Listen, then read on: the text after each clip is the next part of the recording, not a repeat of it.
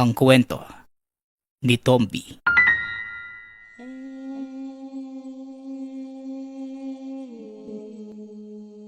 Ang kwentong ito ay hango sa totoong buhay. Mula ito sa isa nating tagapakinig. Karanasan ito ni Luis. Walang eksaktong taon. Probinsya ng Aklan. Nang mga panahong ito, napadpad sa Aklan ang pamilya ni Luis matapos makaranas ng kababalaghan sa pinanggalingang bayan. Hindi lilipas ang buwan na walang nagkakasakit. Madalas may nakikitang anino sa paligid. Mas naging malala kalaunan nang siya mismo ang makaramdam na matinding pananakit ng katawan. Ilang araw itong naparalisa na hindi nalalaman ang dahilan. Pinagamot at ang sabi ng albularyong tumingin, tinamaan siya ng tigalpo. Naging maayos naman ang pamumuhay sa bagong nilipatan. Kahit hirap sa aspetong pinansyal, may nakakain naman dahil merong maliit na lupaing sinasaka. Kaso nga lang, kulang ang salapi para sa ibang gastusin. Pahinto-hinto sa trabaho si Luis, na isa lamang construction worker. Natapos ang kontrata noong nakaraang linggo, kaya eto siya ngayon, naghahanap muli ng mapapasukan. Sa ilalim ng tirik na araw, binaybay ni Luis ang kahabaan ng daan.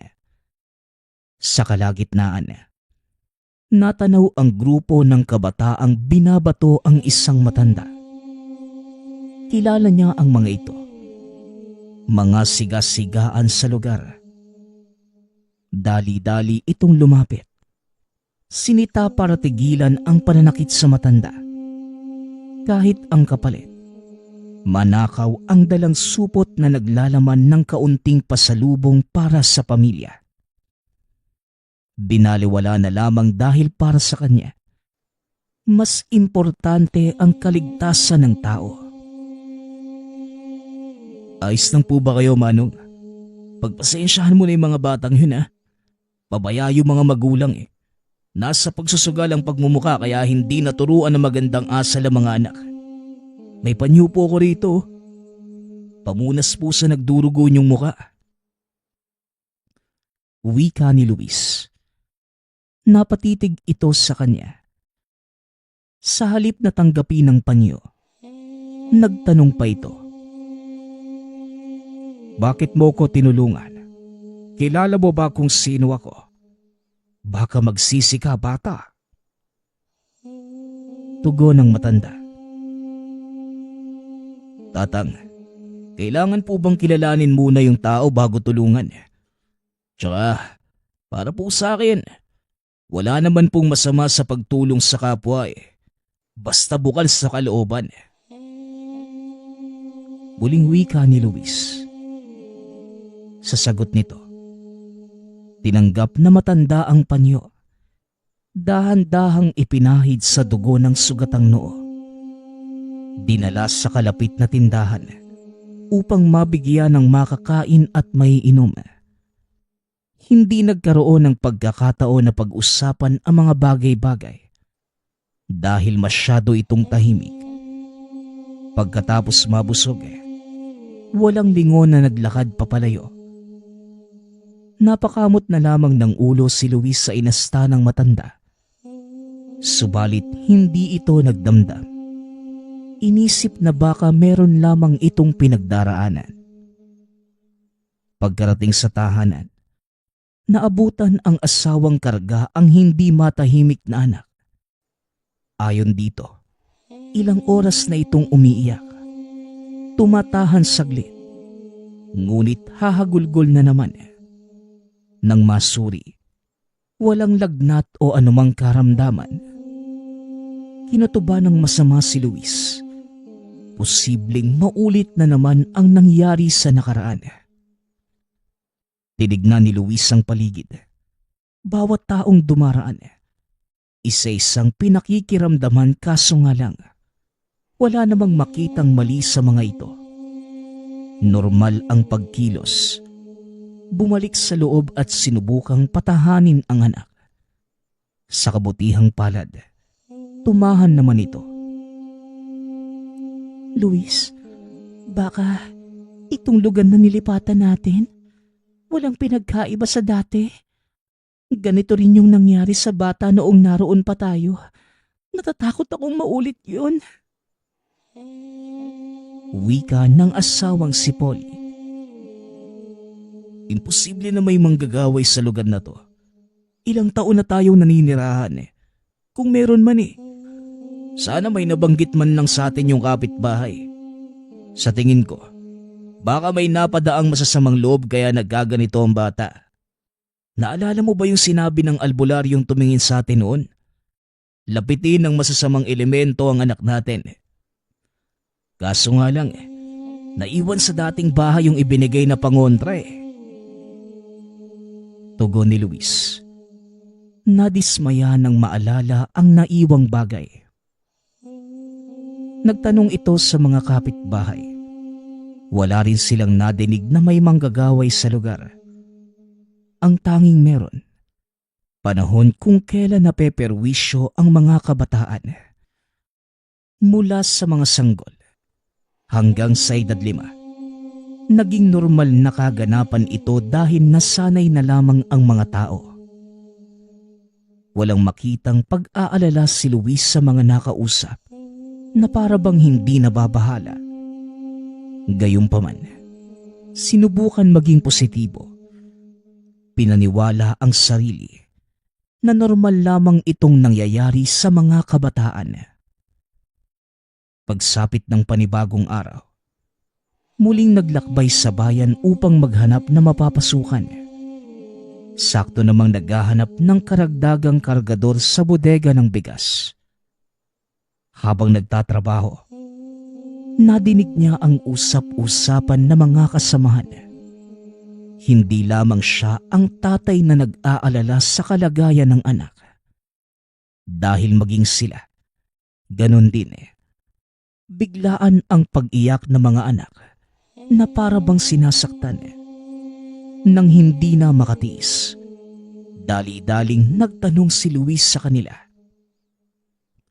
Pare, pasensya na kung makikisaw-saw ako sa usapan niyo. Akala ko kasi anak ko lang yung nagkakaganyan, inyo rin pala. Ano sa tingin niyo yung nangyayari? Pare, di ako sigurado pero minsan na rin nababalita yung tungkol sa manggagaway. Di ganun kausap-usapan pero baka sila yung may gawa. Nako, kinikilabutan ako sa tuwing babanggitin. May pagkakataon kasi na nalalamang pinag-uusapan sila. Mga biyasa sa iba't ibang pamamaraan Tugon ng katrabaho. Natawagin na lang natin sa pangalang Samuel. Napatanda pa ng krus pagkatapos sabihin ang salitang manggagaway. Meron din pala sa lugar na to, no? Sa pinanggalingan kong probinsya, madami. Yun nga yung dahilan kung bakit kami lumipat dito Wika ni Luis. Malas mo naman pare. Akalain mo yun? Meron din dito sa nilipatan nyo. Pare, kung ako sa'yo, magdasal na lang talaga tayo. Mahirap kontrahin yung mga yan kahit hamunin mo pa ng bakbakan. Paano ba naman?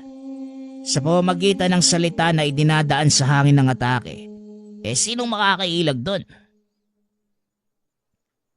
Tugon ni Samuel. Napabuntong hininga na lamang si Luis. Hindi rin maiwasan nang malamang lumipat lamang ulit sa lugar kung saan merong manggagaway. Pagsapit ng hapon, dumiretso na ito sa pag-uwi.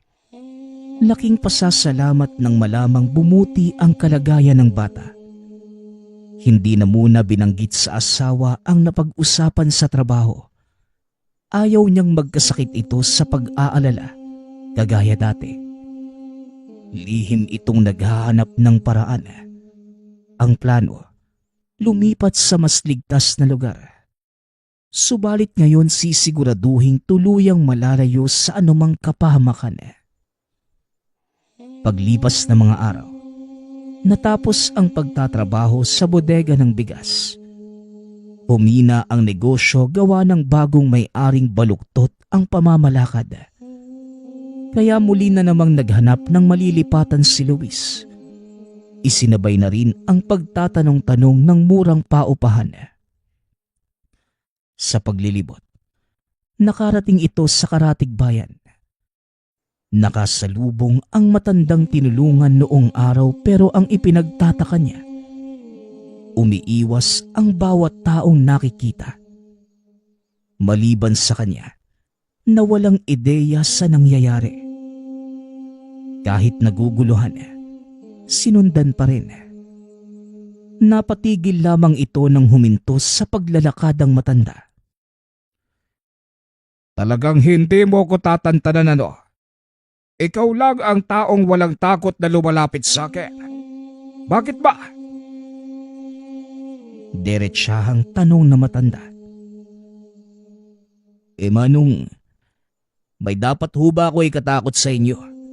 Kung tutuusin nga, parang tatay ko rin kayo eh. Magkasing edad kasi kayo ng yumao kong tatay.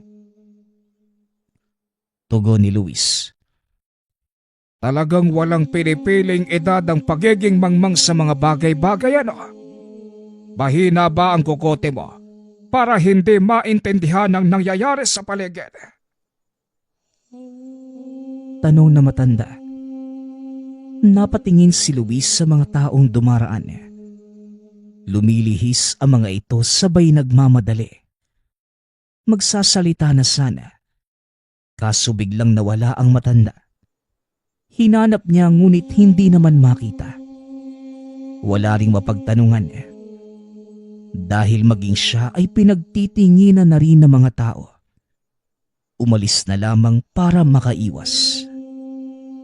Sa paglipas ng panahon, natigil naman ang pamemerwisyo.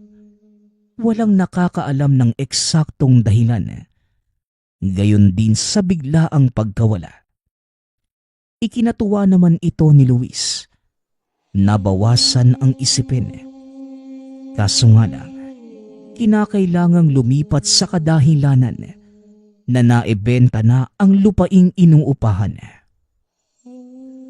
Dumayo ito sa karatig bayan. Nagbabakasakaling may mahanap. Pinalad na magkaroon ng maayos na silungan. Sa alok ng pamilya ni Mang Paeng, naging mabuti naman ang kanilang pamumuhay. Alagang-alaga pa. Dahil dinadalhan sila minsan ng makakain. Imbitado rin sa bawat okasyon. Sa katunayan, nasa baluarte ng kaanak ni Mang Paeng ang pamilya ni Luis. Iilang bahay lamang ang meron sa lugar. Ngunit lahat ng nakatira, kadugunan ng matanda. Habang tumatagal, napapansin ito ang kahina-hinalang gawain ng mga ito. Kung minsan, nakakarinig sila ng pag-awit at kataga na ibang lengguwahe ang ginagamit. Nangyayari ito sa piling petsa. Sa gabi idinaraos oras ng pagtulog. May mga pagkakataon na ito ang gumigising kay Luis. Nakakaramdam kagad ng kilabot kahit wala namang nilalang sa paligid. May kapansin-pansin din sa hangin na parabang hindi normal sa kalikasan. Nakikinig lamang sa takbo ng pangyayari. Hindi naisipang mangialam dahil wala pang ideya kung sino nga ba ang mga kapitbahay. Pansamantala itong sinarili. Nag-iingat habang inaalam ang pagkatao ng mga ito sa sikretong pamamaraan. Kaso nga lang, mahirap makahagilap ng impormasyon, lalo na't baguhan pa lamang sa lugar. Kung titignan naman si Mang Paeng, Masiyahin, palangiti, at malapit sa mga kakilala lalo na sa kanila na palaging kinakausap kahit makasalubong lamang sa daan. Ang panganay naman itong anak na si Marcelo, ganon din, maging ang iba pang kapitbahay. Minsan na ding naisip ni Luis na baka siya ang may mali, hindi ang mga ito. Palagi na lang siyang naghihinala kahit walang makuhang malinaw na sagot. Sa paglipas pa ng panahon, unti-unting ipinapakilala ni Mang Paeng ang mga bagay-bagay kay Luis. Katulad na lamang ng mga orasyon na nakasulat sa papel. Minsan din itong ibinibigay sa kanya. Sa tuwing susubukang basahin, saglit itong nawawala sa wisyo. Noong una, inakalang normal lamang ang epekto dahil sa maling pagbigkas. Ngunit habang tumatagal, naiintindihan nito ang punto ng matanda. Sinusubukan siya para maging kasapi ng grupo. Samut-saring pangungumbinsi ang ginawa. Pinangakuan ng lupa, kasaganahan sa buhay, at kung ano-ano pa para lamang maging miyembro ng samahan na kampon ng kasamaan. Mga manggagaway. Natakot si Luis nang ipasok ito sa silid, kung saan patong-patong ang mga librong naglalaman ng orasyo't dasal. Maraming nakapalibot na kagamitan sa sulok. Nakakasakalang pakiramdam dahil sa bisa ng mga gamit kaya't hindi ito tumatagal. Nang tuluyang makalabas doon sa silid, nagmamadaling itinakas ang pamilya. Wala nang pakialam kung saan mapadpad, basta lamang makalayo sa mga manggagaway. Nanghina si Luis nang maisip ang dahilan ng paglipat. Tapos sa huli, sa mga kamay ng tinatakasang lahi lang mapupunta. Sa ikatlong pagkakataon, nakatagpo niya ang matandang tinulungan noong araw. Pinatuloy siya sa tahanan nito. Hinayaang manuluyan. Hindi nagtagal. Kinumpinsing umalis. Ngunit dahil wala pang malilipatang tahanan, nakiusap si Luis sa matanda. Hindi ako ang taong nararapat mong hingian ng tulong. Saan ba kayo nakatira dati? At ano ang dahilan ng inyong paglalayas?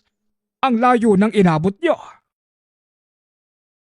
Tanong na matanda. Manong, palagi ho kaming minamalas . Umalis kami sa lupain ng mga magulang ko para makaiwas sa matinding banta ng buhay. Tapos napadpad lang din sa lugar na merong ganon. Sa ngayon, kayo lang po yung makakatulong sa amin. Dahil ang huli naming nilapitan, akala ko mabubuting tao. Pero kampon pala ng kadiliman. Hinigayat nila ako maging kasapi. Pero syempre umayaw ako. Hindi pa ako siraulo para pasukin ang mundo ng kaliwa. Manong, ano ho bang pangalan nyo? Puro na lang ako Manong . Tanong ni Luis. Tawagin mo na lang akong Manong Isaac. Sinasabi ko sa iyo, dapat hindi ka sa akin humingi ng tulong. Muling wika ng matanda. Ngunit kahit anong salita ni Manong Isaac, hindi pa din nakinig si Luis. Hindi dahil sa pagmamatigas. Wala lamang talagang ibang mapupuntahan ng mga sandaling yun. Sa tuluyang panunuluyan sa poder ni Manong Isaac, napansin ang palagi nitong pagkukulong sa kwarto, lalo na pagsasapit ang gabi. Naintindihang oras ng pagtulog. Subalit meron siyang naririnig na salita mula sa loob. Kung minsan, naiisip na baka katulad ng grupo ni Mang Paeng. Nakaramdam ng kaunting takot si Luis. Dahil kapag nagkatotoo, mapapasubok na naman. Humantong sa puntong ang pagkakataon na mismo ang nagpakilala kay Luis kung anong klaseng tao si Manong Isaac. Nang magising sa kalagitnaan ng gabi, saktong nadinig ang bulong-bulungan mula sa silid ng matanda. Naglakas loob na sumilip. Nagulat nang makita ang mga kagamitan. Katulad na katulad ito sa mga nakita sa tahanan ni Mang Paeng. Pareho ang marka ng mga librong nasa estante. Ngunit ang ipinagkaiba nga lang, ang medalyong kasalukuyang dinadasalan. Sa kabila nito, hindi natakot ang naramdaman ni Luis. Napuno ito ng pagtataka. Maingat siyang lumayo upang hindi makaistorbo. Kinabukasan, kusa na itong nagtanong sa matanda. Manong Isaac, pasensya po pero nakita ko mismo yung ginagawa niyo kagabi. Ilang beses ko na kasi napapansin eh. Kaya hindi ko maiwasang mapasili para masagot ang kuryosidad. Manong, isa ka po bang manggagaway? Tanong ni Luis. Nagulat ang matanda sa naging tanong nito. Gayunpaman, pinanatili pa rin itong maging kalmado. Siguro, naiintindihan mo na kung bakit palagi kong sinasabi sa'yo na hindi ako ang dapat hinihingian mo ng tulong. Wika ni Manong Isaac. Pero, meron ho ko nakitang medalyon. Ibig sabihin lang, alagad pa rin kayo ng kabutihan. Tama po ba ako? Ikaw ang bahala kung ano ang gusto mong isipin. Siya nga pala, aalis ako dahil may sasadyain sa kabilang lugar. Huwag kang mag-alala. Kahit wala ko, walang makakalapit na kasamaan sa inyo. Basta hindi pakikelaman ng kwarto ko. Wika ni Manong Isaac. Nang ang pamilya na lamang ni Luis ang naiwan, hindi pa rin nagpakampante kahit sinasabing protektado. Nitong nakaraang araw ay napansin ang kasapi ng grupo ni Mang Paeng. Sa malapit, merong hinahanap. Hindi man sigurado kung sila ba, ngunit minabuting maging handa sa posibilidad. Ipinagliban ang paglabas. Kaso nga lang, nakakalusot kung minsan ang kasamaan. Malalakas na katok sa pinto ang pumukaw sa atensyon ni Luis. Dali-daling binuksan sa pag-aakalang si Manong Isaac, kaso si Mang Paeng mismo ang bumungad. Nagulat din ito sa pagkakita sa kanya. Tignan mo nga naman. Nandito lang pala ang hinahanap natin. Hulihin niyo ito. Pati ang asawa at anak niya. Wika ni Mang Paeng. Nanlaban si Luis ngunit walang naging panama sa lakas ng mga kalalakihan. Pasimpleng dinampot ang isang taong gulang na anak, maging ang asawa. Kinaladkad din siya ng mga ito at ibinalik sa tahanan ni Mang Paeng. Iginapos sa bangko habang pinarurusahan sa bawat maling sagot. Isang tanong, isang sagot. May pinagsabihan ka ba sa aming sikreto? Nilusob kami ng mga antingero. Marami sa amin ang nawala. Kaya ngayon umamin ka. Nagsumbong ka ba? Ikaw at ang asawa mo lang ang nakakaalam ng tungkol sa amin. Tanong ni Mang Paeng.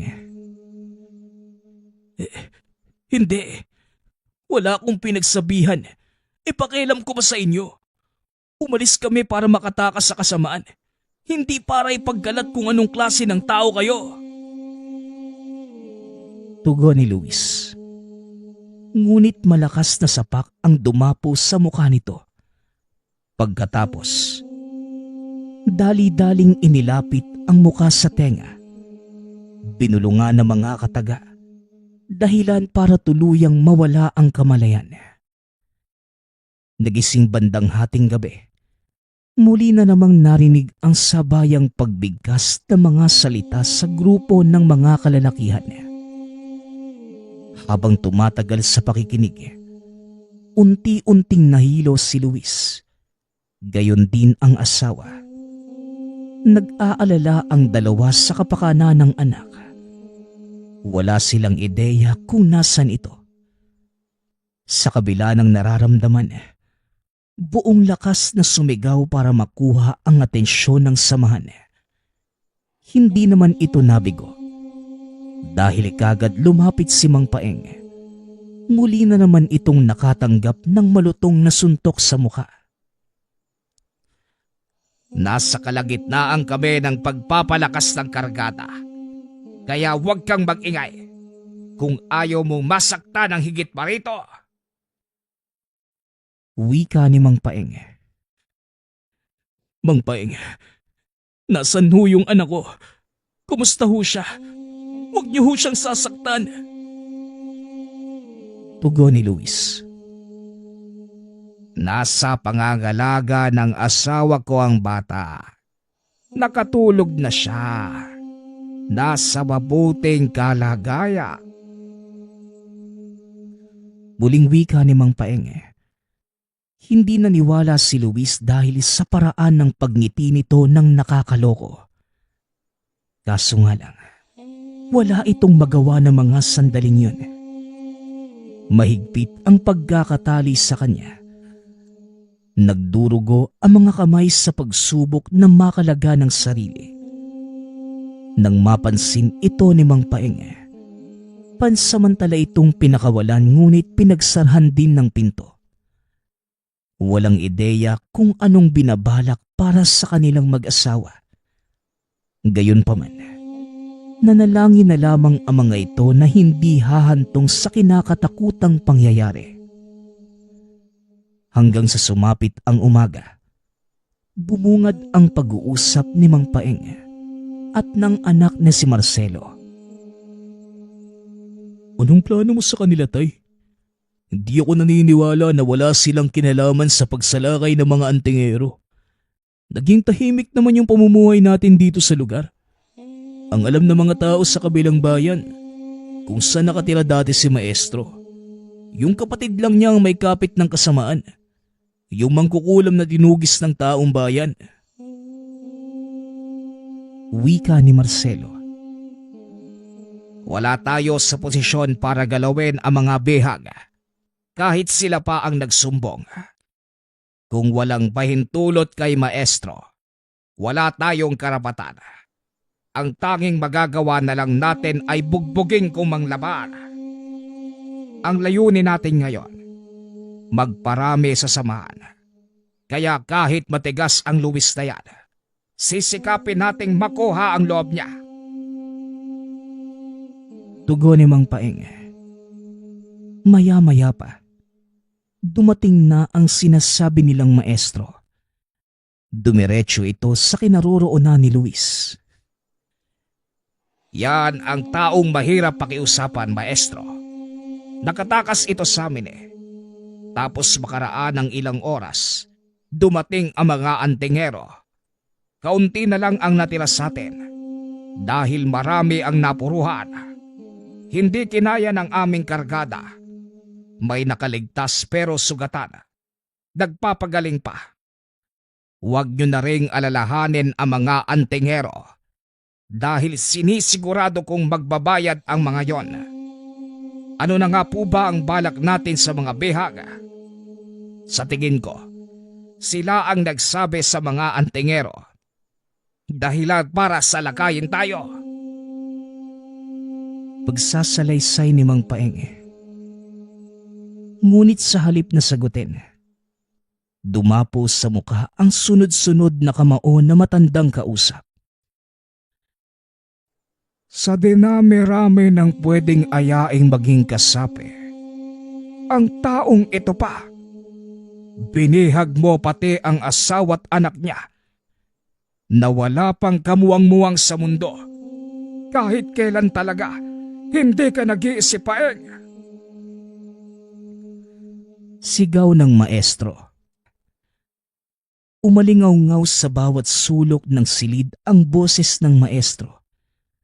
Nagulat naman si Luis nang mag-angat ng tingin dahil ang maestrong tinutukoy nila walang iba kundi si Manong Isaac. Kaya palagi tayong pumapalpak dahil wala ka nang nagawang tama, Paeng. Ang sabi ko, ang iimbitahan natin, yung mga taong kulang sa paniniwala sa kalangitan, hindi yung taong malakas ang pananalig sa kabutihan. Wika ni Maestro Isaac. Sadali lang, maestro. Kilala mo ba ang taong ito para magsabi ka ng ganyan? Kaya pala naabutan ko sila sa tahanan mo. Maestro, hindi ko sinasadya. Wala akong alam.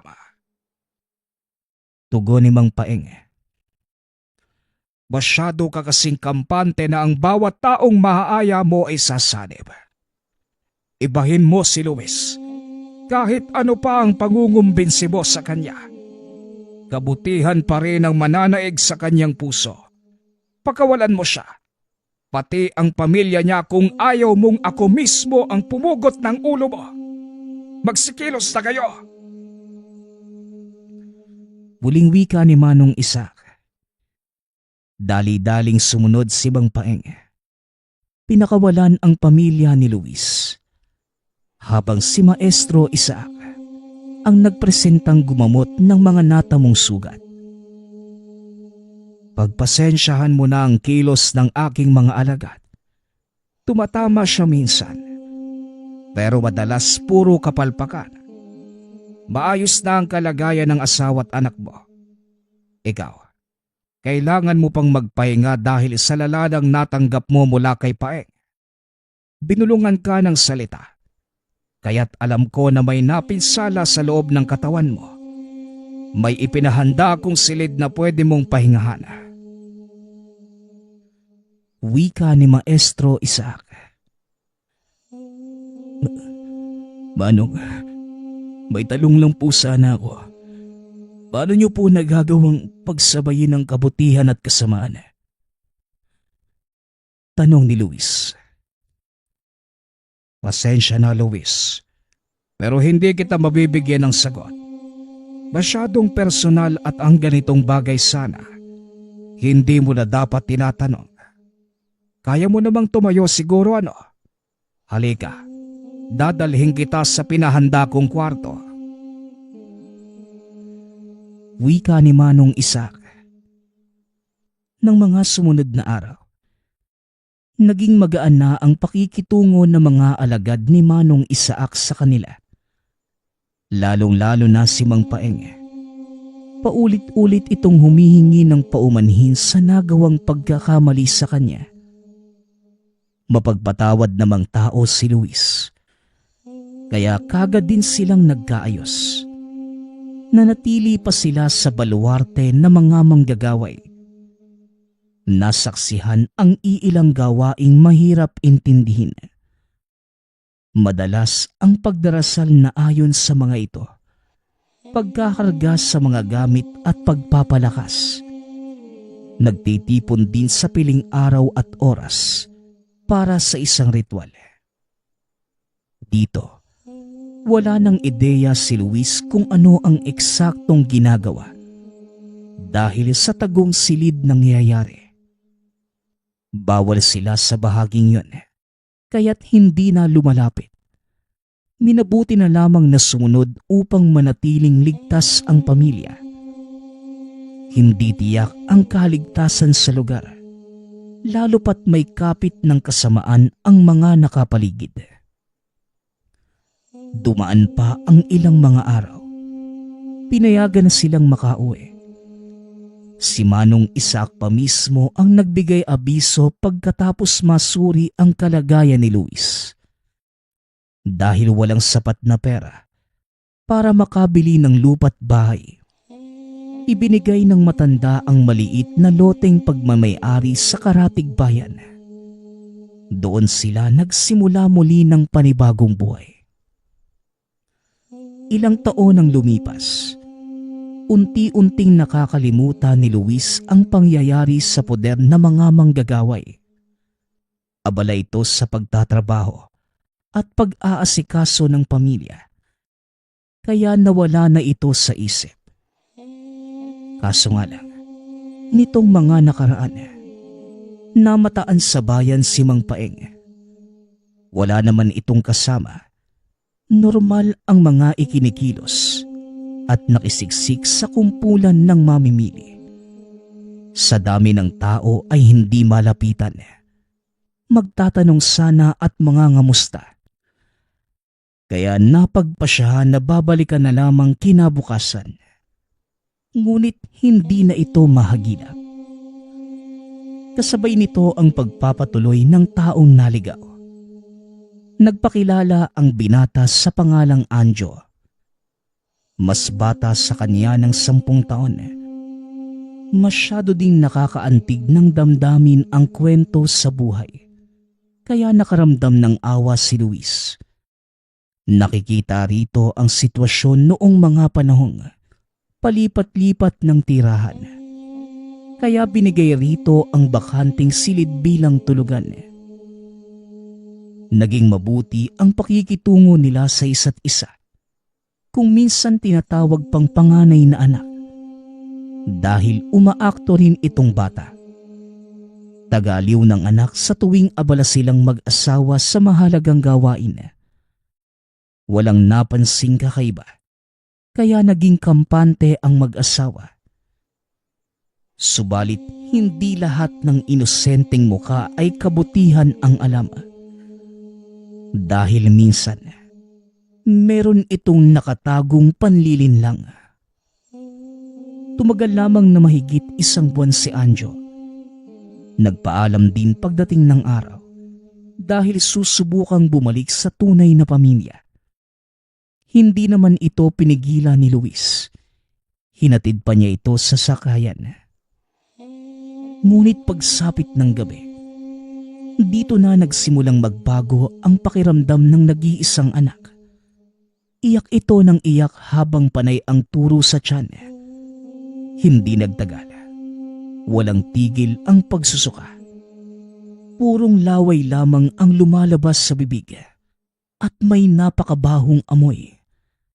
Sa puntong ito, naalala ang sinabi ng albularyong nilapitan noong araw. Hindi nalalayong biktima na naman ng manggagaway. Nanghina ang bata. Kalaunan, nawala ng malay. Dinala ito sa kalapit na pagamutan. Pansamantalang naagapan ngunit hindi pa tuluyang magaling.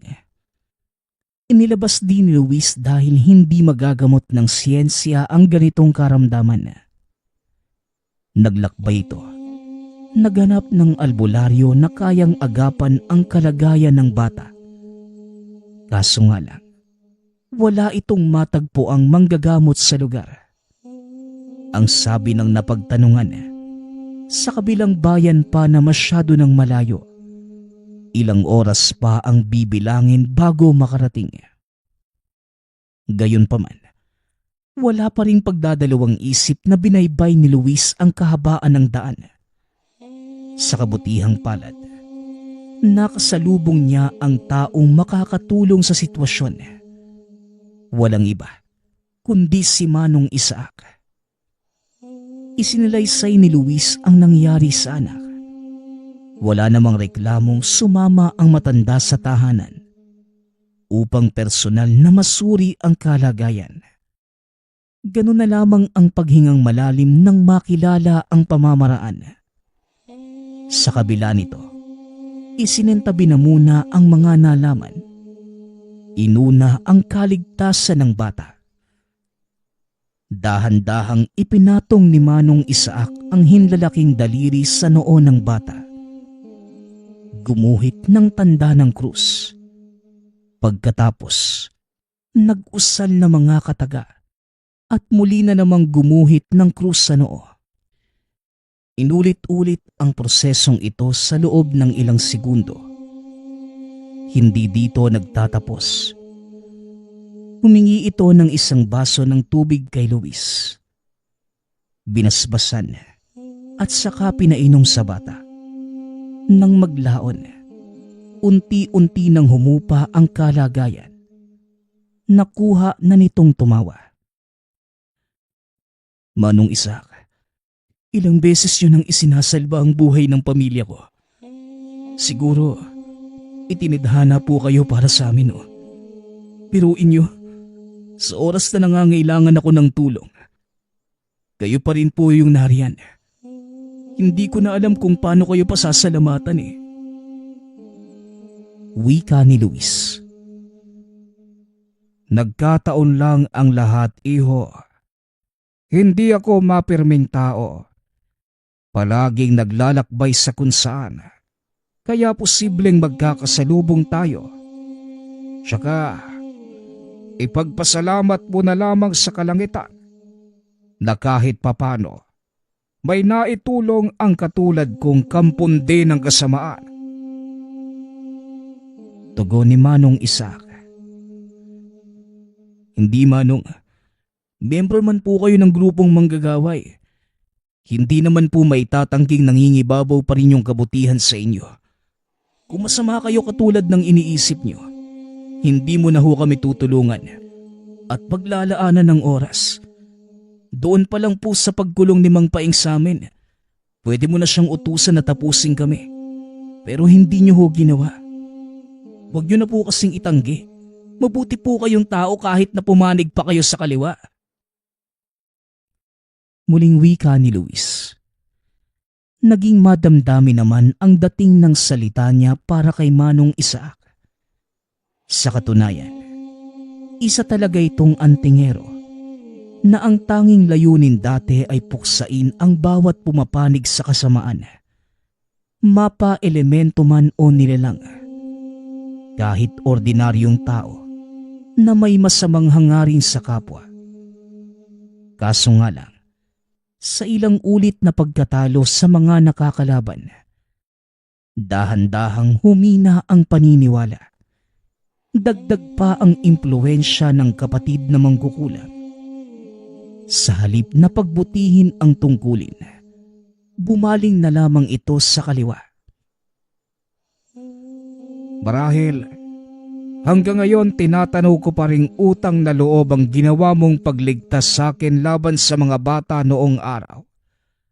Kaya tumutulong pa rin ako sa sitwasyon mo. Hanggang doon lang yon. Huwag mo nang bigyan ng anumang kahulugan. Baybahid ng kasamaan ng pagkatao ko. Ako rin mismo ang nagtayo ng samahan ng mga manggagaway. Kaya malabo yung sinasabi mo, bata. Wika ni Manong Isaac. Kayong bahala, Manong. Itanggi mo man ang paulit-ulit.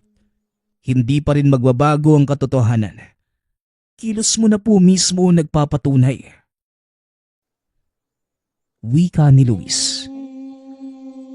Ang pag-uusap na ito ang gumawa ng daan upang dahan-dahang pumukaw sa pagkaligaw ng landas ni Manong Isaac. Napaisip ang matanda. Tinitimbang ang mga bagay-bagay. Kalaunan, tinipon ang nasasakupan upang bawian ng bisa ang mga kaalaman sa pagiging manggagaway. Hindi na niya pinaalam sa mga ito kaya't naging matagumpay ang ginawang pagbawi.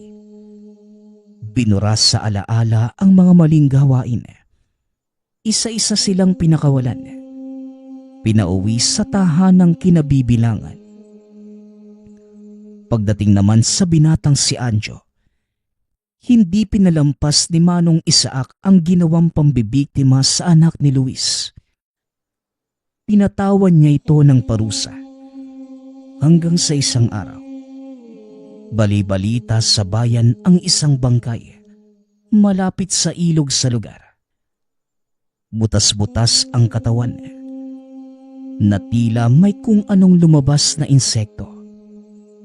Hindi pa din ito makilala ng mga tao. Nahirapan din silang alisin ang bangkay sa ilog dahil umaalingasaw ang amoy nito. Kailangan pa nilang tumawag na mga otoridad para lamang makuha ang bangkay.